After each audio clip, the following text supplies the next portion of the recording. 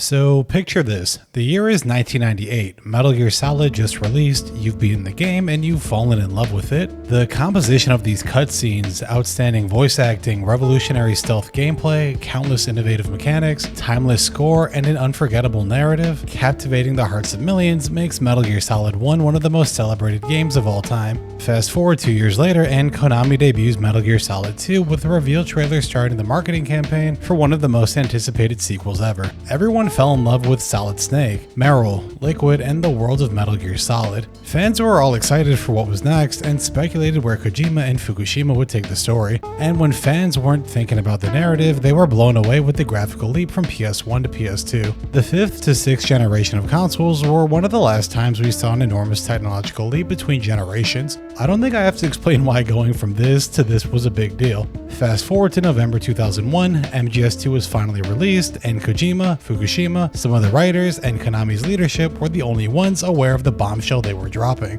MGS2 launched to mixed reception. While many were impressed with the updated AI, gameplay enhancements, incredible graphics, soundtrack, and the remarkably high production quality, there were equally as many who were disappointed. Why can't I play as Snake? I don't like Raiden, there's too many cutscenes, this story doesn't make sense, and other frustrations were recurring criticisms among the fanbase. At the time, both sides were entitled to feel the way they felt. MGS2 famously neglected to include Raiden in any of the marketing materials, opting to tease MGS2's themes. Conversely, the gameplay enhancements couldn't be ignored as MGS2's gameplay was a massive improvement over the original. Before the game's reputation changed over time as fans came to terms with the game and the narrative subject matter became reality, a lot of fans felt betrayed. And in 2004, Kojima had an opportunity to respond to these criticisms. MGS2's marketing campaign achieved a level of excitement most games will never reach. MGS3 by comparison had fans excited, but it was nowhere near the level of MGS2. What if we get another story that doesn't make any sense? Are we really going to play as Snake? Why are we going back to the Cold War? And other pessimistic thoughts were rooted in the community at the time. However, when MGS3 finally released, not only did it enter the conversation for the best Metal Gear Solid game, but it was also referred to as one of the greatest games ever made. Now, I know that was a long preamble, but understanding the series' context is paramount when discussing MGS3. Since MGS1, Kojima was often criticized for creating a movie instead of a game. Yup, this discussion between story and games has been going on now for almost 30 years. We can find several MGS1 and MGS2 reviews from the 90s and early 2000s criticizing Kojima for not leveraging the medium to tell a story. Kojima isn't solely responsible for the shift towards story games, but he's certainly a huge influence in it. As a direct response to these criticisms, Kojima delivered a stealth game that's left fans in awe for over 20 years. Even though MGS2 was my personal favorite for its brilliant subversion of player expectations and psychologically horrifying story about data and truth, I'll be the first to admit MGS3 is the better game. To me, MGS3 is more than a classic. It's a masterful rebuttal to critics, it's an apology to the fans, and it's one of the greatest games ever made. One of the first things I brought up in my MGS2 video was how much better it looks compared to the original. MGS2 had the benefit of releasing on the PS2, which was a huge jump for developers at the time. Even though technology is still rapidly evolving, it's far more mature than it was 30 years ago. Since MGS3 released on the same hardware as MGS2, it didn't receive the same massive graphical leap from MGS1 to 2. MGS3 is clearly a PS2 game, but I'd argue that it still looks great. Like MGS2, it features a more grounded, realistic art direction. The artist took some creative liberties when creating the soldiers, bosses, NPCs, and the main cast. Even though they're meant to look like real people, the hardware limitations contribute to this strange, stylized, grounded realism aesthetic. I have a soft spot for pixel games and obtuse art directions, so the look of this game may not be everyone's cup of tea. Personally, I think it's aged quite well, and I'm glad most of the cutscenes are rendered in engine. Upscaling in-engine assets always look better than relying on CGI cutscenes, and when MGS3 leverages them, similar to the art direction, Kojima and the team had a distinct vision when creating them. Many of these scenes are either stills of art or footage from the real world over this bronze color filter. Alternate history is also an excellent way of providing another sense of realism. Between the art direction, photorealistic graphics at the time, and using real events to tell a story, Kojima clearly wants MGS to be taken seriously to an extent. We are talking about Kojima here. Between funny animations, comical mechanics, goofy writing, and other charming things, fans of the Yakuza series will feel right at home with MGS3. Yakuza and Metal Gear are some of the only games I know that are hellbent on breaking their own tones. In the past, I've spoken at lengths about the importance of preserving tone and atmosphere. If you want to tell a serious story, tell a serious story. And if you want to be goofy and campy, just have a good time. MGS and Yakuza feel like they're content with delivering a serious drama juxtaposed with some hilarious moments. Now, when I was younger, I, ironically, learned a lot of history through these games, found myself captivated by the plot, and thought it was this serious, grounded, mature story. And while the series is mostly rated M for tackling some serious subject matter, these games are also laughing at themselves as well. Let's use this scene where Granin talks to Snake about the Shagohod. After sneaking through a base loaded with guards and scientists, Snake encounters Granin, one of the USSR's leading weapons scientists. After telling Snake about his accolades and achievements, he tells Snake that Sokolov has outclassed him by creating a mobile bipedal tank capable of launching nukes, better known as Metal Gear. Frustrated he's falling behind Sokolov, Granin plans to commit treason by leaking Metal Gear's development blueprints to the US so they can develop their own and destroy the USSR. After revealing Metal Gear's existence, which would catapult Russia ahead in the nuclear arms race, Granin says tanks don't need rockets and points down at his legs, asking Snake what they need. And like an idiot, Snake says, "Nice shoes." As a quick recap, Snake is desperately searching for Sokolov. The boss defected to the Soviet Union, tension has escalated between the US and USSR, Volgan dropped a nuke on Russian soil, Granin tells Snake the Soviets are threatening to start World War III, and his response to Granin's question is to compliment his shoes. This is some Sean Connery from Russia with Love shit. His nonchalant response when discussing an event that may end humanity as we know it just gets me every time. The tone David Hayter, the voice of Snake, delivered this line with is hysterical. He delivers this line with a childlike sense of honesty. Snake listened to everything Granin said and genuinely wanted to compliment his shoes. And what makes the scene even funnier is Granin's face of disgust and immediate no right after. Granin is taking this conversation so seriously while Snake is just staring at this man's feet thinking, damn, them boys nice. This scene just gets me every time. I never skip this scene and try to call the support team as much as I can, even though I've beaten this game over a dozen times. Throughout the game, Snake will relay intel and other updates to his support team. Zero provides general intel and mission advice, Paramedic provides information pertaining to wildlife, vegetation, and movies, and Sigan provides intel on weapons, the Cobra unit, and general equipment. During the intro, everyone looks like professionals. They're invested in Snake's halo jump, the boss defecting, and the completion of the mission. But after calling them a few times, everyone's personalities start to come out. After entering a cardboard box and calling Sigan a few times, you can trigger this hilarious call where Sigan tells him he's found enlightenment in a box. Zero will usually tell us where to go and what we're doing. If you call him several times, he'll ask you if you know where you're supposed to go, prompting this hilarious conversation. Do you know where you're supposed to be going? Of course I do. Tell me then. The tunnel to Groznygrad. And you know where the entrance to that tunnel is? Yeah, Where is it? it's over there. Over where? No, I mean it's over here. Huh. Was it over that way? The entrance to the underground tunnel leading to Groznygrad is near the center of the summit area. Sokolov is in grave danger. Get a move on. So it was over there. This sounds like me talking to my coworkers. Whenever you're not in a cutscene, Snake is hilariously low-key about, well, everything. He's just a charming, lovable idiot. He even refers to himself in the third person when speaking to Paramedic about the giant anaconda's predators. He has this stupid childlike innocence that a grown man with the weight of World War III on his shoulders absolutely shouldn't have, and I adore every second of it. Even though MGS3 mostly takes itself seriously, it has no problem laughing at itself. This approach to writing and characterization lends itself to philosophical discussion about the themes or just laughing at the absurdity of these moments. As always, MGS follows series tradition of outstanding voice acting as well. The praise that provided to David Hayter should be shared throughout the entire cast. They did a remarkable job bringing the cast to life. Speaking of series tradition, MGS3 features some incredible cutscenes as well. Kojima has said on record he grew up loving film and wanted to create movies. He grew up watching films with his parents who were a huge fan of European films and got into filmmaking when he was in high school. When he attended university, he studied economics while writing several short stories hoping they'd be adapted into films he could direct one day. This love for film is front and center with the original Metal Gear Solid. MGS1's cinematic direction would influence much of Kojima's future works and become one of his defining traits. MGS3 found Kojima further refining his directorial skills as the development team became more comfortable with the PS2's hardware. MGS3 is home to many of my favorite cutscenes with incredible mocap, astounding attention to detail, great cinematography, and very expressive character models for the time. Some of the characters and animation definitely have some of that classic PS2 jank, but they're clearly an enormous leap from MGS2's. Like the voice acting, there's a reason Delta didn't alter the cutscene's original direction. If you can see beyond the dated graphics and immerse yourself in what the team sought to achieve, I'm sure you'll appreciate these cutscenes as well. Like incredible cinematography, voice acting, gameplay mechanics, or great game design, there's plenty of ways to future-proof your games, which probably doesn't matter since games from a decade ago haven't exactly aged. Mechanics and graphics are obviously important, but an incredible soundtrack goes a long way as well here.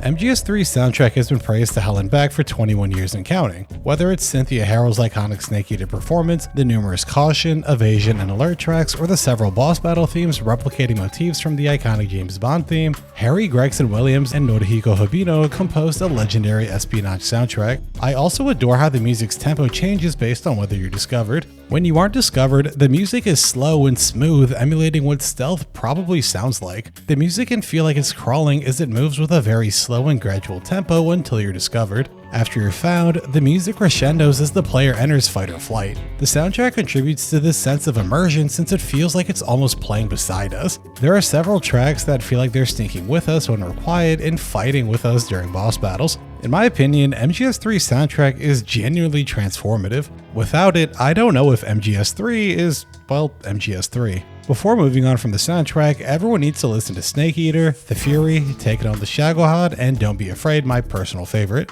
I understand why everyone does this, but so much of the soundtrack praise begins and ends with Snake Eater. Don't get me wrong, I love Snake Eater as much as the next person, but the entire soundtrack is sublime. It also plays a huge role in elevating MGS3's overall gameplay in my opinion. Speaking of gameplay, I have no idea how we're almost 6 pages into this video and I haven't talked about it yet. Then again, I haven't talked about many of Kojima's games yet. Since MGS1, Kojima's games have had astronomically high production value. Whether it's the narrative, score, or voice acting, you just know when you're playing a Kojima game. While these features may appear benign, they're every bit as important to Kojima's identity as his unique gameplay direction. If you play MGS 1, 2, and 3 back to back to back, it's impressive just how much innovation occurred over these 6 years. I shouldn't have to explain why the jump from MGS 1 to 2 was enormous, but if I said the jump between MGS 2 to 3 was equally as big, you'd probably look at me funny. While MGS 2 certainly added more to the MGS system, MGS 3 represents an evolution in game design that defined the rest of the series. Since MGS 2, Kojima had gradually provided players with more tools to dispatch enemies, traverse stages, and more weapons to play around with. This design evolution resulted in players using more items and experimenting with their surroundings, whether it's shooting a guard's radio so they can't call for backup, using a fire extinguisher to see infrared lasers, or throwing rations to distract guards. Kojima has been flirting with emergent gameplay for a while. Hitman, another one of my favorite stealth series, fully embraced this approach with Blood Money. Levels became far more expansive, there were more variables to play with, a plethora of ways to deal with targets, and each run feels like it's its own story. The notoriety system, a system where future levels are impacted by your previous ratings and performance, was a brilliant method of adding some dynamism to the game. This system provides a sense of continuity to the narrative and memorializes decisions we've made. The world remembers if you killed everyone and remembers if you weren't seen by anyone. I wish this impacted the main narrative or the sequence of quests unlocked, but this was probably outside IO's scope at the time. And while Kojima never reached this level of emergent gameplay, MGS3 certainly scratches the surface with its updated mechanics and new level direction. One of the biggest shakeups to the MGS formula is the stamina bar.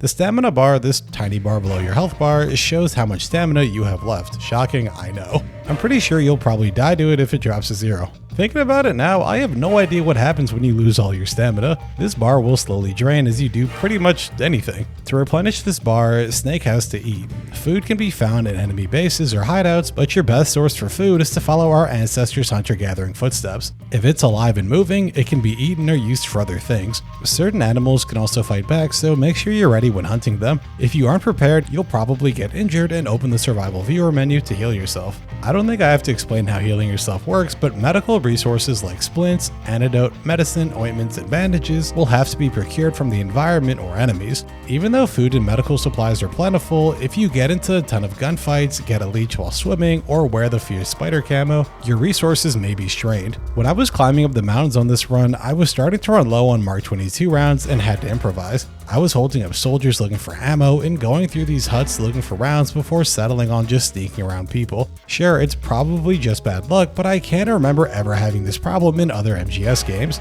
These survival mechanics fundamentally change the way you play. It's easy to just shoot everything in the head with your tranquilizer pistol, but there's a whole new layer of stress when you're running low on rounds and are forced to approach enemies. Even though this is admittedly a rare occurrence, the fact that there's even a possibility of this occurring is actually crazy. Nevertheless, this wouldn't be a Kojima game without some patented Kojimisms. MGS3 leverages the PS2's internal clock with several mechanics and a few Easter eggs. It must have blown people's mind 21 years ago when their food expired after 24 hours. Yup, your food will be rotten and presumably cause stomach problems if you eat them. But why do you have to be the one eating them? Throwing rotten food or poisonous animals at enemies will cause them to get sick or be infected with poison. It's wild how Kojima repurposed rotten food into a weapon that we could use. And yes, you can play through most of the game throwing rotten food at enemies. It's also really funny how all food isn't made equal. Like a regular person, Snake prefers some food over others. Before eating, you'll occasionally get a movie of him eating followed by an emotional response.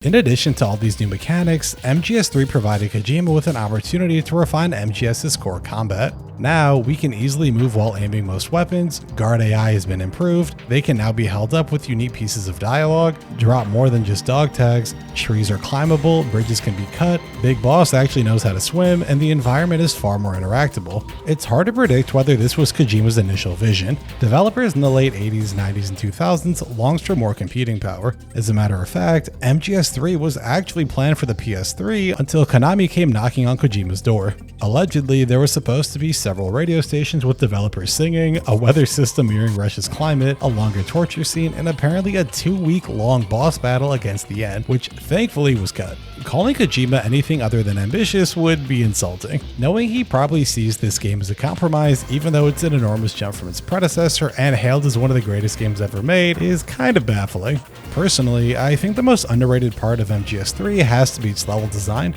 The level design and bosses, but mostly the level design, are why I consider MGS3 the best game in the series. MGS3 is much larger in scope than MGS1 and 2. MGS1 mostly finds players sneaking through Shadow Moses, consisting of a few hangars, warehouses, and open fields. Due to the PS1's hardware, there wasn't enough computational bandwidth to leverage MGS2's mostly vertical level design. MGS2's verticality and interactable environments stand out like a sore thumb after playing MGS1. Whether you're shooting fire extinguishers, looking at reflections of yourself, or found yourself in these spacious areas, MGS2 is practically begging players to approach combat differently. You can see a lot of MGS2's influence in the Granin Gorky lab and the Grozny Grad warehouses. Granin's lab features long corridors, a second floor providing the rare opportunity to strike from above, several entrances to the lab, a bunch of rooms, and multiple basement floors. Compared to MGS2's levels, this lab is huge and offers several ways to tackle it. There are several entrances, a ton of escape routes, we're supplied with camouflage to blend in, there are several areas we can use the box, we can sneak our way through, hide guard's body in the locker, or slowly take our time dispatching one enemy at a time. Your imagination is really the limit with this game. Compared to MGS2, this level of expression doesn't exist. There are fewer weapons, less equipment, not as much mechanical depth, and fewer ways to tackle your objective. Furthermore, this isn't the extent of what MGS3 has to offer. An overwhelming majority of your playtime will be spent in forests, swamps, caves, or mountains. Each area houses their own traps, camouflage enemies, and other roadblocks. MGS3 allows Snake to change his suit to blend into his surroundings. Enemies throughout the game will wear camouflage now. They can blend in really well, so remember to take your time on your first playthrough. I vividly remember being ambushed here the first time. Some of the forest areas have trees you can climb and branches you can hang on to. As you can probably tell from the footage, I'm a pretty traditional stealth player. Distracting guards, taking resources, and avoiding combat as much as possible is usually my thing. As such, I don't really climb a bunch of trees, but that doesn't mean you won't find some niche use for it. Following series tradition, MGS3 features a set of boss battles. Generally, I don't like boss battles in stealth games or survival horror games. To make a long story short, boss fights clash too much with their respective design philosophies. I'd argue their inclusion are a symptom of dated design philosophy, but that's a story for another day. Going from an unseen ghost sneaking through stages and knocking out guards to unloading all your ammo on whatever's in front of you is kind of jarring.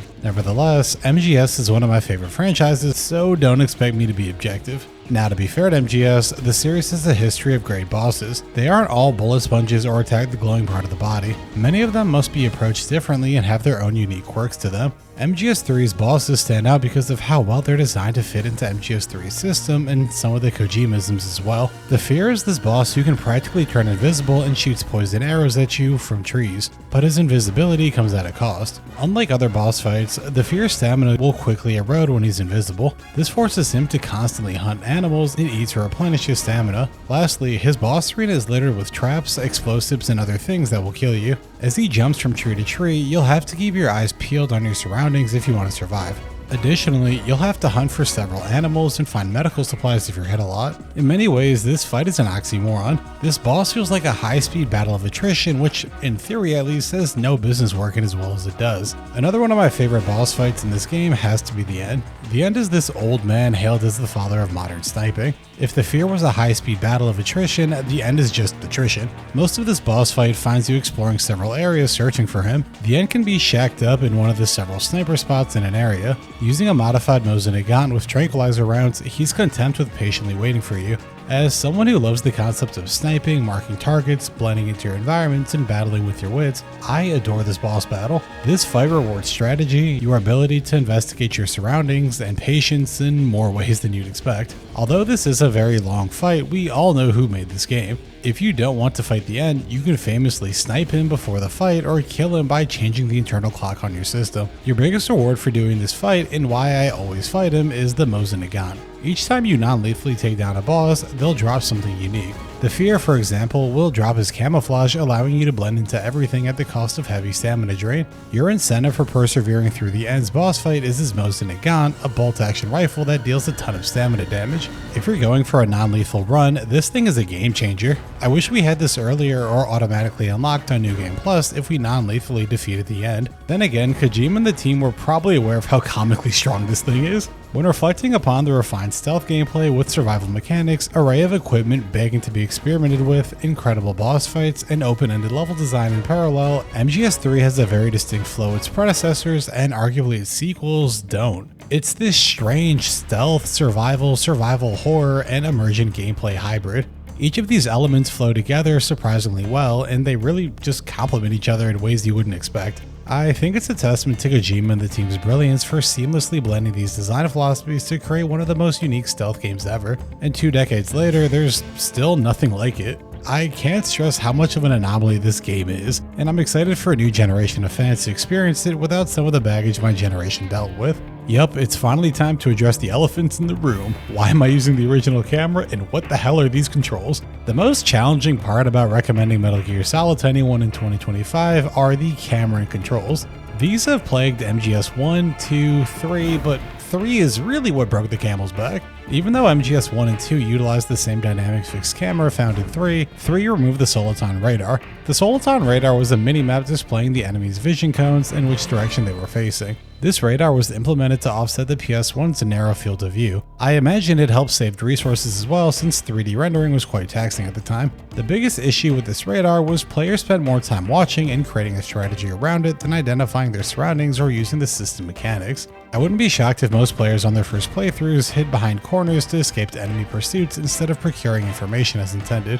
For MGS3, this was problematic for many reasons. MGS3's level design was much larger than its predecessors, and the improved AI have much larger vision cones. It's easier to be seen, enemies blend in better, and some of these camera angles, quite frankly, are useless. After a plethora of reviews and community feedback, Konami released MGS3 Subsistence a year later. Subsistence introduced the popular over-the-shoulder camera perspective alongside many other changes and updates. This camera drastically improved the overall gameplay experience, turning this masterpiece into well, a masterpiece plus? I don't really know the right word for this. It marked a turning point in the series since the rest of the games leveraged it. It's arguably the most important mechanical update the series received, but, and I know I'm going to lose a lot of people here, it also fundamentally changes how the game is played. Before taking the unpopular stance against the Subsistence camera, I want to make it very clear that first-time players and series veterans should 120,000% use the Subsistence camera. You can actually see your surroundings. You won't be fighting the old camera's obtuse angles. It elevates the core experience and is the best way to play the game.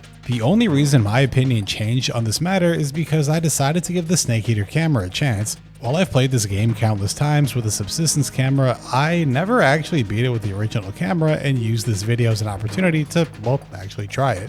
After playing RE1 Remake and other older games, I've developed an appreciation for fixed camera angles. I've defended them in the past for creating a more cinematic experience. Providing developers with full control over how you engage with the game can create tension, or in the case of MGS3, genuine frustration. And after seeing the credits roll, I'm willing to take an unpopular stance. So without further ado, here's my passionate defense of Snake Eater's camera. The first struggle I encountered was, well, seeing directly in front of me, obviously.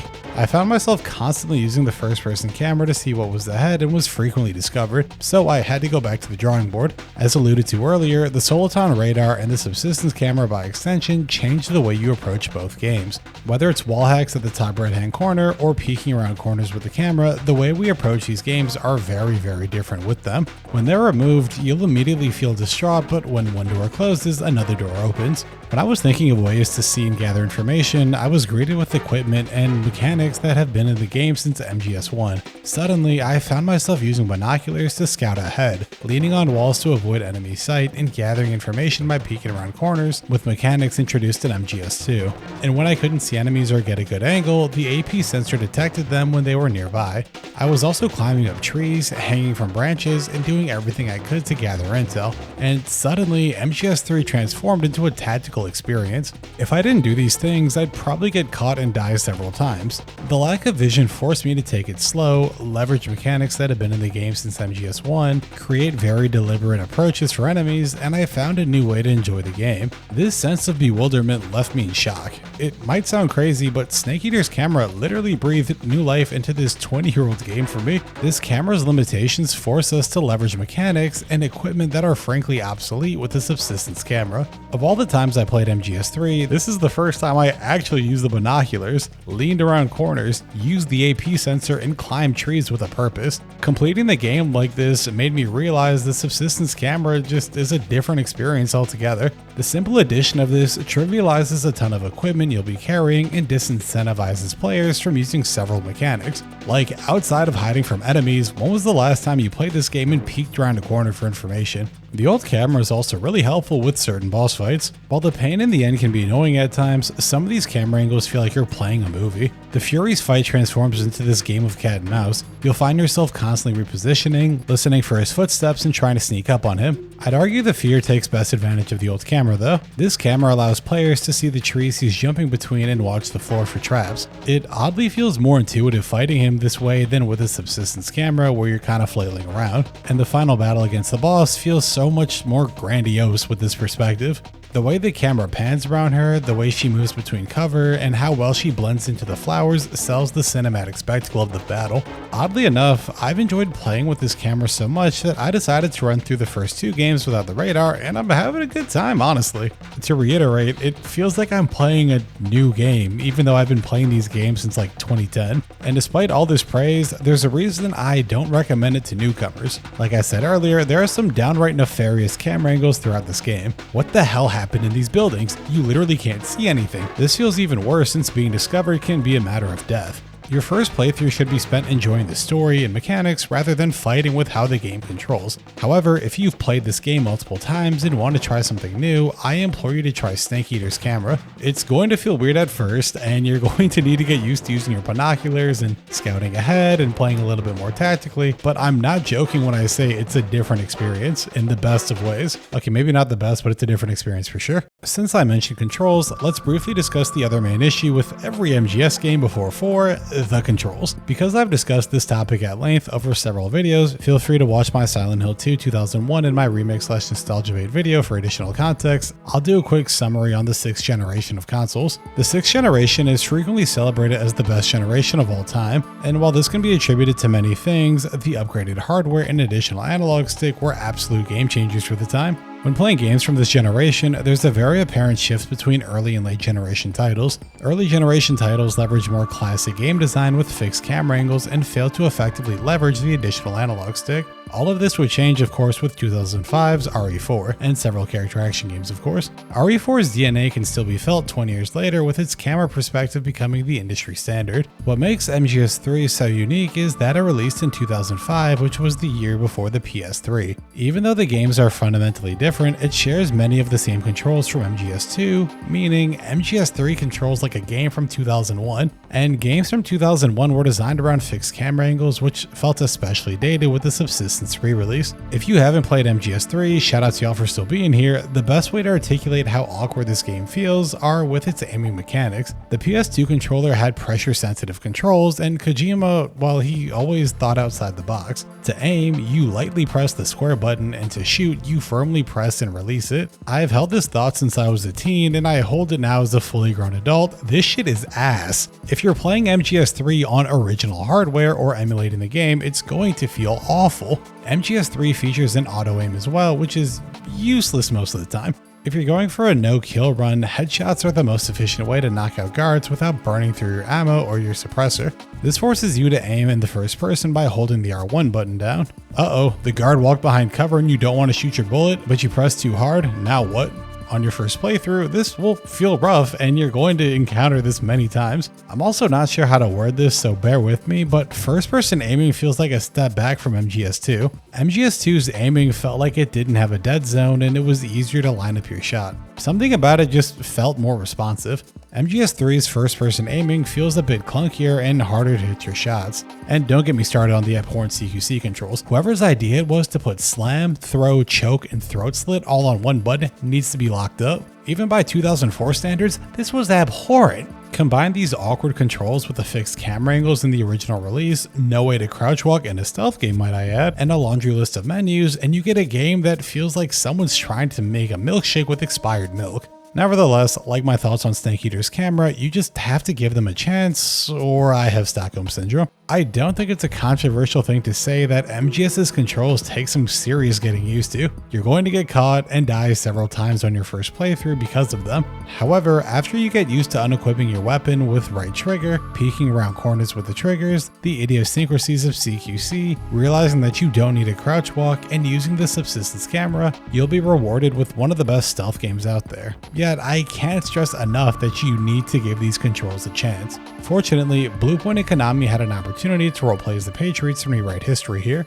With the 2011 HD collection releasing on the 360 and PS3, the Xbox received a unique version of these games with updated controls. Because the Xbox didn't have the DualShock's pressure-sensitive controls, aiming your gun was switched to a toggle on the left stick, and CQC actions were finally mapped to more than just one button. Honestly, words can't describe how much better this game controls now. And yet, even though they drastically improved the core gameplay experience, it's still gonna feel weird, especially if your first game was the Phantom Pain. You'll still need to get used to them, but I'd argue these controls make either the HD collection or the Master Collection the best way to experience these games, unless they're remade like Delta in the future. And regardless of the issues with controls and camera, MGS3's overall gameplay is nothing short of incredible. Many directors struggle with implementing new mechanics or take a few games to get comfortable with the functions or ideas. The transition from MGS2 to 3 was pretty smooth, all things considered. Kojima and the team seem intent on trying new things, and they mostly work between titles. It's quite impressive they were able to seamlessly add several new CQC options, update the shooting mechanics, add a new camera, tons of new equipment, survival systems, and evolve their map design to cater for different playstyles. And despite showing its age in a few areas, the open-ended nature of the gameplay, additions to the core system, general system refinements, and seemingly infinite replay value makes this game stand out from the rest of Kojima's library.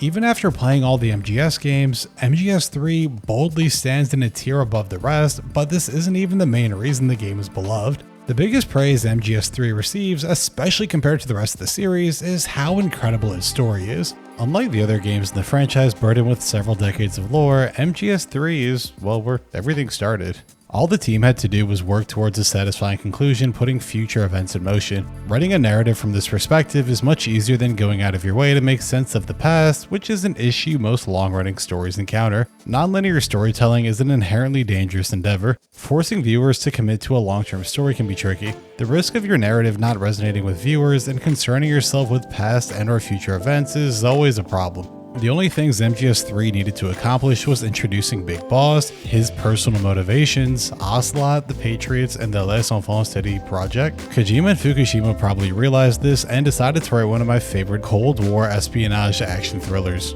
It's Metal Gear, so what I'm about to say is going to sound crazy, but I love the grounded war setting that MGS3 presents. Yes, the Cobra unit explodes every time they die, the paint shoots bees out of his mouth, and Ocelot is, well, Ocelot, but there's a ton of espionage found throughout the game's story. Small moments like Snake sneaking into the back of Groznygrad, the use of code names between Snake and Eva to identify themselves when they first meet, the older weapons, using a radio instead of a codec, the Halo jump opening, and the lack of nanomachines really sells the Cold War setting. I know I memed this scene earlier with Granin, but the way he's written perfectly captures why I love Metal Gear. Granin touches on the competitive nature of science within a regulated institution. Although he was praised for creating nukes and helping Russia defeat the Nazis, Sokolov was seen as a younger and more talented scientist. Because Snake complimented his shoes and he was aware that helping him would eliminate his rival, he decided to help him by providing intel on how to sneak into Groznygrad. Before leaving, he tells Snake about how much he loves his country despite being fully aware that he's going to die soon. Behind the humor of a drunk man taking a compliment about his shoes, there's this complex emotional sense of nationalism here. Throughout our encounters with the boss, she challenges Snake with similar ideological themes as well. The boss plants the themes of duty and honor and dives into the relative nature of good and evil. Granin foreshadows and frankly shares many similar dogma with the boss. Granin and the boss both share a sense of pride in their country even if they have a hard time bifurcating whether they're operating in their best interests. And these themes are further exacerbated throughout the rest of the cast. In line with the Cold War setting, almost everyone is undercover with their own agendas. Ava, the love interest, poses as one of the NSA codebreakers who defected to the KGB. Snake is supposed to work with her to extract Sokolov, destroy the Shagohod, and eliminate the boss. In reality, Eva was actually a triple agent working for China tasked with stealing the Philosopher's legacy. Ocelot, Volgan's second in command, was playing several sides as well, like usual. Initially undercover as one of Volgan's subordinates, it seemed like he was working with Khrushchev and the KGB until his true alliance to the CIA was revealed. And the boss, well, we'll get to her later. Even if you don't engage with the themes of the story, the writing, cutscenes, music, camp obviously, and overall direction will keep you on the edge of your seat. The overall direction of this game feels like a direct response to MGS2's story. Instead of writing a story about censorship, data, intellectual freedom, existentialism, confirmation bias, the subjectivity of truth, subverting expectations, and the dark ramifications of the technological age, MGS3 plays it much safer. It's just a well-written and thought-provoking story with better execution. As much as I love the predecessor, I'm not going to act like its writing is perfect, the pacing is tight, and it doesn't feel like you're just sitting through a lecture at times. MGS3 feels like it's actively aware of MGS2's shortcomings and endeavors to address it. Many of the codec calls this time around are optional. The frequency of the codec calls have been drastically reduced, and cutscene duration feels more in line with MGS1, even though Kojima would inevitably relapse with MGS4, but again, that's a video for another day. Speaking of videos, if you're enjoying this video, leaving a like and a subscription would go a far way in helping the channel grow and supporting my creative endeavors. Thank you very much, and back to the video. Like I said earlier, Big Boss is just a likable dude. When he's not dealing with the threat of World War III, he's just a charming guy, or in the words of Solid Snake, he's still green. Unlike Solid Snake or Raiden, who carry a lot of baggage when we first meet them, Big Boss is just a soldier who's doing his job in what he believes is right. Personally, I think he's a bit more relatable than Solid Snake and Raiden, even though he eventually falls from grace after learning the truth from Eva. After sleeping with Snake and stealing what she believes to be the Philosopher's legacy, Eva leaves a tape behind explaining everything. Snake learns the boss was loyal to the end. Initially, her mission was simple: infiltrate Volgan's crew, find the Philosopher's legacy, steal it, destroy the Shagohod, and escape, but as we all know, it wouldn't be this simple. After the boss told Snake she was defecting, she gave Vulcan some recoilless nukes as a gift. Vulcan fired them from his helicopter and the Soviet Union blamed the US for this. I love how Ocelot in this scene is begging Vulcan to not shoot them. He was obviously aware of how catastrophic this would be during the height of the Cold War. Anyways, the Soviet Union furiously demanded proof the US wasn't involved with Vulcan's nuke. The US, who still wanted the Philosopher's Legacy, had to change their plans. They decided the boss would have to die to prove their innocence, and Snake was the only person who could do this. Following her death, the boss was labeled as a traitor to the United States, and the USSR believed she was the culprit behind the nuke. She won't be celebrated, her past achievements and accolades will be stripped from her, and future generations won't even remember her. When evil reveals the truth, it's devastating. Suddenly, all the boss's words about truth, patriotism, and most importantly, loyalty are all tragically recontextualized. Even though we don't spend a ton of time with the boss, it's more than clear why Big Boss and Zero were so captivated with her. The boss is an incredibly grounded character who's come to peace with the state of the world and mankind. Listening to her interpretation of allies and enemies while touching on the hypocrisy of loyalty is genuinely fascinating. If we're actors for global superpowers and good and evil are relative terms changing with each conflict, what is our loyalty and sense of pride truly rooted in? Are our enemies truly our enemies?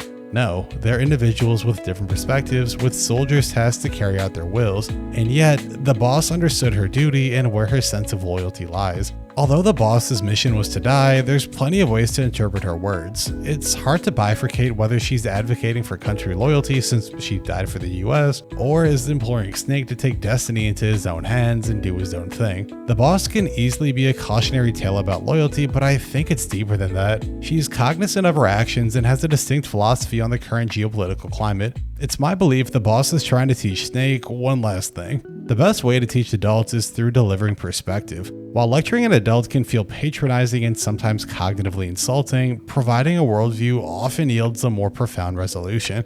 The reason I adore games like Silent Hill 2, Prey 2017, and Persona 3 is because of their lasting messages. Aside from Persona 3, since it's a JRPG, these games are deliberately light on dialogue and open to interpretation. Silent Hill 2 confronted me with my past, had me questioning humanity, society's shortcomings, the importance of dealing with grief, and our addiction to indulgence.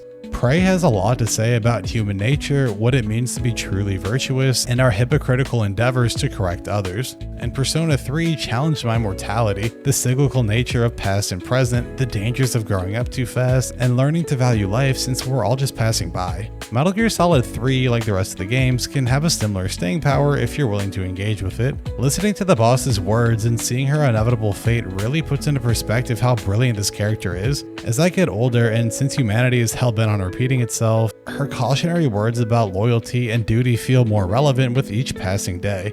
If you couldn't tell from earlier, my favorite types of stories are thematically dense minimalist narratives. You don't need a ton of words to convey your message. MGS3 is far from minimalist, but it feels minimalist by MGS standards, especially when looking at future releases. MGS3 stands out from the rest of the series because of how well-rounded it is. If you were to ask me which story I prefer between MGS 1, 2, and 3, I'd probably say 2 and call 3 my objective favorite. The story is excellent, everyone can enjoy it since it's the first chronological game, and there's plenty to pick apart for discussion as well. And as much as I want to say play this game, MGS Delta's existence makes recommending the original complicated in 2025. Believe it or not, I've had this outline completed for several months and plan to drop this video much sooner, but you know, life. Before sharing my thoughts on Delta, I want to talk about why this remake, in theory at least, doesn't bother me as much as others. First, and arguably most importantly, MGS3 is still accessible on modern hardware as of writing this video. Thanks to 2023's Master Collection, these games are accessible to buy and play as long as the next PlayStation and Xbox are backwards compatible. Because you can still buy and play the originals, Delta doesn't function as a form of preservation. I wish this was the case for Silent Hill 2, but Konami lost the source code and Bluebird did a pretty good job with their remake. The MGS Master Collection released to a lot of criticism, which generally comes down to the asking price and performance of the games. And while the MSRP is still too high in my opinion, at least Konami apologized for its rough release, stated how they wanted to avoid this with future collections, and have released several patches improving overall performance. You can say whatever you want about Konami, but I think they deserve credit for acknowledging these issues and slowly fixing the collection, unlike some other studios that I talk about on this channel. Before this collection was announced, Konami dropped the trailer for MGS Delta. As we saw more trailers and gameplay drop, it looked like MGS3 on UE5 with updated controls and a crouch walk. It might sound stupid, but an updated control scheme and a graphical facelift is really all that it needed in my opinion. Then again, graphics, as much as people say they don't matter, literally turns people's heads. I've had friends pick this game up that don't know anything about MGS and they're having a great time despite some technical issues. As much as I want to have an opinion on something I haven't played, I think I'm going to sit tight until I actually, play it. I'm definitely interested in checking it out one day, and I hope this game sells well for Konami, but I don't think the original's unplayable either. The original is a great way to experience the game after getting used to the controls. Also, there's a ton of cool new stuff that comes out every day, and I'm sure we all have a huge backlog. Purchasing this game also sets a precedent I'm not entirely sure I'm ready to get behind, but more on that in a sec. If you want to hear my thoughts on Delta, feel free to leave a comment below letting me know. And lastly, similar to my thoughts on Bloober's Silent Hill 2 remake, I don't understand why Konami started with MGS3 instead of Metal Gear 1, 2, or Metal Gear Solid. In their defense, these games need much more work than MGS3. On the flip side, Konami probably realized 3 wasn't as open to interpretation as these older games. Remaking these games means introducing modern stealth mechanics and systemically changing how these games play. Some of these games released in the late 80s and 90s which had very different design philosophies. As such, remaking MGS3 was probably much easier and a safer endeavor than the others. Delta might have been an opportunity for new developers to get their feet wet before working on a more ambitious project. And just so we're clear, I'm not saying Delta wasn't an ambitious project. I haven't developed a game before, I haven't built an engine, I haven't worked in an engine, published a game, or done anything in the gaming world other than expressing my thoughts with you guys. Delta may have been a challenge for the development team, but it might have been an easy way to make Metal Gear relevant again. Something I am comfortable discussing, however, is the moral dichotomy of Konami and Metal Gear Solid Delta. This video is already too long, so here's the Cliff Notes version. From the outside looking in, Konami and Kojima have had a rocky relationship over the years, and this relationship came to a head in 2015. In 2015, Kojima released MGS5 The Phantom Pain, Konami removed his name from it, MGS5 released to critical acclaim, won an award at the Game Awards, Konami's lawyers prevented Kojima from attending the Game Awards, and Kojima left Konami to start Kojima Productions to work on Death Stranding while Konami shifted their focus towards pachinko. From a business standpoint, this pivot makes total sense. Video game budgets were starting to explode in 2015, and Kojima's projects were notoriously expensive. Shareholders want to maximize their revenue and price per share, so they prioritize pachinko. Where game development is high risk, high reward, pachinko is low risk, high reward. What Capcom, Konami, and Sega probably didn't predict was the change in taste over the generations. Pachinko's revenue would gradually decline as newer generations would rather game on their phones or consoles. The federal government memorialized strict gambling laws, prompting lengthy and rigorous testing for fairness, and the console and PC gaming markets continue to grow globally. If you ever wondered why these companies mysteriously disappeared for a decade and suddenly have our nostalgia in their crosshairs, it's not a coincidence, I promise you. Pachinko just isn't what it used to be. Ultimately, the reason I'm split on Delta is because of how they've treated Kojima, how they may treat future developers, and how they've treated us. It's a business. Businesses are meant to maximize their profits and provide value to shareholders. However, businesses, especially in a creative industry like video games, live and die by their developers. Blatantly disrespecting your employees or even removing them can drastically change the trajectory of your company. Can you imagine Nintendo without Iwata, FromSoft without Miyazaki, or Konami without Kojima? Other than Nintendo, who's incredible at scouting talent, I'd argue most of these companies would be fundamentally different without these pillars. Taking care of the creatives responsible for putting your business on the map should be your top priority. They aren't perfect and they're still people, but they've undeniably played a huge role in your company's success. Furthermore, if Konami treated Kojima like this, who's to say they won't treat their current or future directors, producers, artists, or developers like this? Frankly, it's incredibly unprofessional and a huge reason why it took me almost 10 years to buy another game from them. Sure, speaking like this on social media or making a video are great and all, but your wallet is your most lethal weapon here. Where things become difficult is with the new development team. Konami have obviously published the game, and I'm not sure if the senior leadership responsible for treating Konami as they did are still there. Clearly, I don't want to support anyone responsible for treating Kojima like they did, but I also want to give the Delta development team a chance as well. To Konami's credit, Delta's co-producers have worked on the original Snake Eater, and they went out of their way to credit Kojima and the original development team in the credits. This is a stark juxtaposition to how Kojima was treated 10 years ago. There are also new employees and staff who weren't responsible for anything in the past, who just want to, well, make games. Ultimately, it's up to you to decide whether it's time to give Konami a chance. They fired Kojima and left AAA gaming for almost a decade, but they came back, provided new life to their old IPs, seemed willing to create new projects, and allowed Delta's team, despite their tumultuous relationship with Kojima, to include his name in the opening and credits. I think this is a personal question for most people and boils down to whether you'd like to support Metal Gear, the new development team, and Konami's potential redemption arc.